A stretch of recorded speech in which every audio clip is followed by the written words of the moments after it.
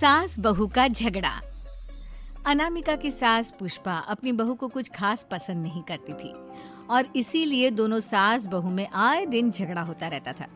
सास बहू के झगड़े के चक्कर में अनामिका के पति मोहित की जिंदगी मुश्किल में पड़ गई थी। बेचारा बार बार माँ और बीवी के झगड़े को सुलझाता ही रहता था, लेकिन दोनों समझने का नाम नहीं लेती थी। वैसे तो सब कुछ ठीक ठाक चल रहा था, लेकिन एक दिन अनामिका और पुष्पा के अंदर जोरदार झगड़ा हुआ और बात कुछ इस तरह थी। बहू, मैंने तुम्हें कल अपनी एक साड़ी धोने के लिए दी थी। हाँ मम्मी जी, वो साड़ी धोकर मैंने आपकी अलमारी में रख दी है। उसी की बात कर रही हूँ मैं। जरा देख तो, इस साड़ी को देखकर किसी भी तरह से लगता है ये धुली हुई है। अरे मम्मी जी, मैंने आपकी साड़ी वॉशिंग मशीन में अच्छे से धोकर सुखाकर आपकी अलमारी में तह बनाकर रखी थी। आपके तो नखरे खत्म ही नहीं होते। अरे कैसी बात कर रही है मुझसे? मेरे नखरे? अरे मोहित, जरा ये देख तो, ये साड़ी धुली हुई लग रही है क्या? अरे मम्मी, जब अनामिका कह रही है कि उसने साड़ी धोई थी तो मान लो ना। हर बात पर झगड़ा करना जरूरी है क्या? क्या है ना मोहित, तुम्हारी माँ को तो मेरे हर काम में नुस्ख निकालने की आदत पड़ गई है। जब तक दो चार खरी खोटी सुना नहीं लेती ना, इनका दिन नहीं निकलता। अरे चुप कर, बहू होकर मुझे जवाब देती हो।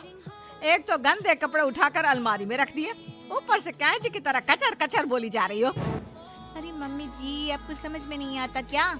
मैंने साड़ी धो कर रखी थी। तो फिर इतनी गंदी क्यों लग रही है? अब मुझे क्या पता मम्मी जी, आप इस पर इस तरह तेल और घी की चिकनाई के दाग लगाकर लाएंगी तो ये मेरी जिम्मेदारी थोड़ी ना है। अरे तो हाथ से धोना चाहिए था ना। मैं आपकी बहू हूँ, नौकरानी नहीं जो एक कपड़ा रगड़ रगड़ कर हाथ से धो दूंगी। आपको पहननी है तो पहनिए, नहीं तो रख दीजिए। तुझे तो मैं अच्छी तरह बताऊंगी, मुझे जवाब देती है। एक दिन सुबह के वक्त, अरे अनामिका, मेरी व्हाइट शर्ट कहाँ है? आज ऑफिस में बहुत बड़ा प्रेजेंटेशन है और मुझे वो व्हाइट शर्ट पहन कर जाना है। मुझे पता है, आपने मुझे 2 दिन पहले ही बता दिया था और आपकी शर्ट मैंने धोकर अच्छी तरह आयरन करके अलमारी में लगा दी है। जाइए वहाँ से ले लीजिए। अनामिका, ये तुमने क्या किया? ये देखो, शर्ट पर लिपस्टिक का दाग लगा हुआ है और ये तो एक जगह से जल भी गई है। नहीं नहीं मोहित, ऐसा नहीं हो सकता। मैंने तो तुम्हारी शर्ट ठीक से इस्त्री करके अलमारी में लगाई थी। तो फिर ये जल कैसे गई अपने आप? अलमारी में लटके लटके थोड़ी ना जल जाएगी। तो मोहित, मुझे अच्छी तरह याद है। देखो, अपनी गलती को छुपाने की कोशिश मत करो। और अगर शर्ट जल भी गई थी तो तुम्हें पहले बताना चाहिए था ना। मैं नई शर्ट लेकर आ जाता। अब ऐन वक्त पर शर्ट कहाँ से लेकर आऊं? मेरा इतना इम्पोर्टेंट प्रेजेंटेशन था, सब खराब हो जाएगा। अरे बेटा, क्यों परेशान होता है?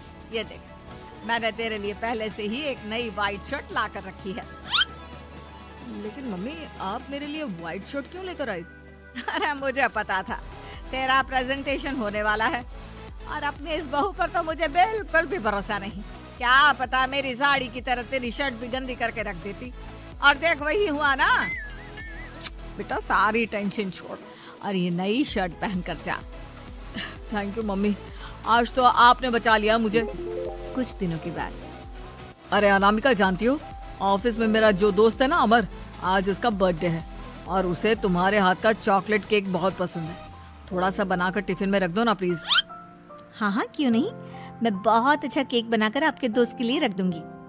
तुम्हारे हाथ का खाना खाकर तो वैसे ही मेरे ऑफिस के सारे लोग इतनी तारीफ करते हैं, क्या बताऊं। प्लीज एक अच्छा सा केक और बना दो, मेरी तो ऑफिस में शान बढ़ जाएगी। अनामिका केक बनाने के लिए रख देती है। पुष्पा चुपचाप जाकर उस पे ढेर सारा नमक डाल देती है। देख अमर, तेरी भाभी ने तेरे लिए चॉकलेट केक बनाकर भेजा है, तुझे बहुत पसंद है ना? यार, तू बहुत किस्मत वाला है, भाभी इतना अच्छा खाना बनाती है और साथ में केक भी। वैसे भाभी को थैंक यू बोलना। थैंक यू बाद में, पहले तो ये केक खा कर देख। बहुत मेहनत से बनाया है अनामिका ने। अरे यार, इस केक में तो बहुत सारा नमक है। लगता है भाभी ने शक्कर की जगह खूब सारा नमक डाल दिया है। अरे मोहित, तू तो अपनी बीवी की कुकिंग की बहुत तारीफ करता फिरता है। जरा पूछना अपनी बीवी से, केक में नमक कब से डलने लग गया। क्या यार, तुझे भी मेरा ही जन्मदिन मिला था बिगाड़ने के लिए। केक नहीं लाना था तो मत लाता, कम से कम मुझे इस तरह नमक वाला केक तो नहीं खिलाता। अरे नहीं यार, अनामिका ऐसा नहीं कर सकती, जरूर कुछ गड़बड़ हुई होगी। घर जाने के बाद अनामिका, अगर तुम्हारा केक बनाने का मन नहीं था तो ना बनाती, लेकिन मेरी बेइज्जती करवाने की क्या जरूरत थी? अरे आपकी बेइज्जती, ये आप क्या कह रहे हैं? मैंने तो सुबह आपको इतने अच्छे तरीके से केक बना कर दिया था। हाँ, लेकिन उसमें इतना सारा नमक डाल दिया था कि आज ऑफिस में मेरा अच्छा खासा मजाक बना है। मेरे सारे दोस्त हंस रहे थे मुझ पर। अरे बेटा, मैंने तो तुझे पहले ही समझाने की कोशिश की थी। एक नंबर की गैर जिम्मेदार है ये लड़की, कोई काम ठीक से नहीं करती। उस दिन भी गंदी साड़ी रख दी थी मेरी अलमारी में और झूठ बोल रही थी। कुछ दिनों के बाद अनामिका देखो, मैंने अपना लैपटॉप चार्जिंग पर लगाया है, उसे अच्छी तरह चार्ज होने देना। मेरी एक अर्जेंट मीटिंग है, प्लीज बीच में से हटाना मत। हाँ हाँ ठीक है, मैं नहीं हटाऊंगी। पुष्पा चुपचाप से जाकर चार्जिंग का बटन बंद कर देती है। थोड़ी देर बाद अरे ये लैपटॉप चार्ज क्यों नहीं हुआ? और ये बटन किसने ऑफ कर दिया? अनामिका इधर आओ। क्या हुआ, क्यों चिल्ला रहे इतना? अनामिका, मैंने तुमसे कहा था ना, मेरा लैपटॉप चार्जिंग पर लगा हुआ है, मेरी अर्जेंट मीटिंग है। तुमने इसका स्विच ऑफ क्यों कर दिया? अरे मैंने ऐसा कुछ नहीं किया, मैं क्यों स्विच ऑफ करूंगी?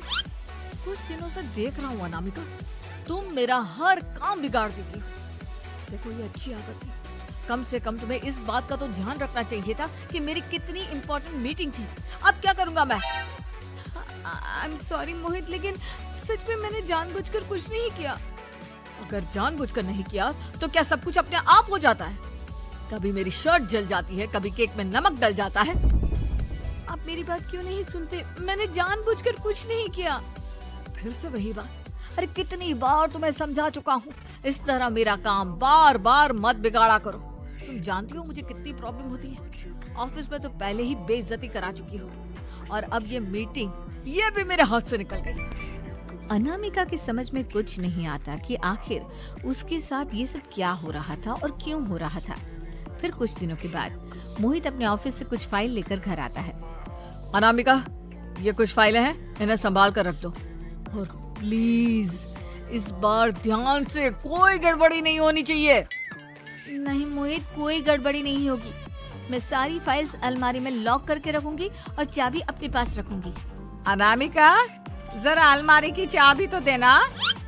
क्यों मम्मी जी, आपको क्या काम है? उसमें मोहित की जरूरी फाइल रखी है और मैं नहीं चाहती कि इस बार कोई भी गड़बड़ हो। पता नहीं कुछ दिनों से हर काम खराब हो जाता है। अरे मुझे उसमें से पैसे निकालने हैं और उसके बाद ले लेना अपनी चाबी। मैं खा नहीं जाऊंगी तुम्हारे पति की फाइल। अनामिका को अपनी सास पर शक होता है। चाबी देने के बाद वो चुपचाप छुपकर अपनी सास की हरकत देखती है। ये फाइलें उठाकर डस्टबिन में डाल देती हूँ, फिर देखना कैसे मोहित इसकी खबर लेगा। इस बार तो छोड़ेगा नहीं इसे। वैसे भी पहले मैंने जो कुछ भी किया है उसकी वजह से अच्छी खासी डांट पड़ी है, मजा आ जाएगा। अच्छा तो ये बात है, सारा काम मम्मी जी बिगाड़ देती है, वो भी इसलिए क्योंकि मेरा उनसे झगड़ा हो गया है। सास के जाने के बाद अनामिका मोहित को बुलाकर लाती है। क्या हुआ अनामिका, क्या दिखाना है? ये देखिए, आपकी फाइल डस्टबिन में पड़ी हुई है। इसीलिए तो कहा था संभाल कर रखना, और तुमने उठाकर ये फाइल डस्टबिन में डाल दी। मैंने नहीं, तुम्हारी मम्मी ने डाली है, मुझसे बदला लेने के लिए, ताकि तुम मुझे डांटो। और अगर मैंने डाली होती तो मैं तुम्हें दिखाने के लिए बुलाकर तो नहीं लाती ना। सही कह रही है, मैं अभी मम्मी से जाकर बात करता हूँ। थोड़ी देर बाद, मम्मी सच सच बताइए, मेरी फाइल अलमारी में से निकाल कर डस्टबिन में आपने डाली थी ना? अरे अपनी माँ पर इल्जाम लगाता है, शर्म नहीं आती तुझे? मैं इल्जाम नहीं लगा रहा हूँ मम्मी, जो सच है वही पूछ रहा हूँ। अब जल्दी से बताइए आपने ऐसा क्यों किया? अरे तो क्या करती, तेरी बीवी मुझसे झगड़ा करती है, उल्टे सीधे जवाब देती है, मुझे उससे बदला लेना था। अरे मम्मी, लेकिन आप दोनों के झगड़े के चक्कर में मेरा कितना नुकसान हुआ है, ये कभी सोचा आपने? मम्मी जी, अगर आपका बदला पूरा हो गया हो तो आइंदा ऐसी कोई हरकत मत करना, क्योंकि अब आपकी सच्चाई हमारे सामने आ चुकी है। ये तो वक्त ही बताएगा मैं क्या करूंगी और क्या नहीं। मम्मी जी, कहा ना आप ऐसा कुछ नहीं करेंगी। अरे मेरी जो मर्जी आएगी वो मैं करूंगी। मेरा सर घूम रहा है। सास बहू के झगड़े में मेरी जिंदगी का तो कचरा हो गया है, कचरा।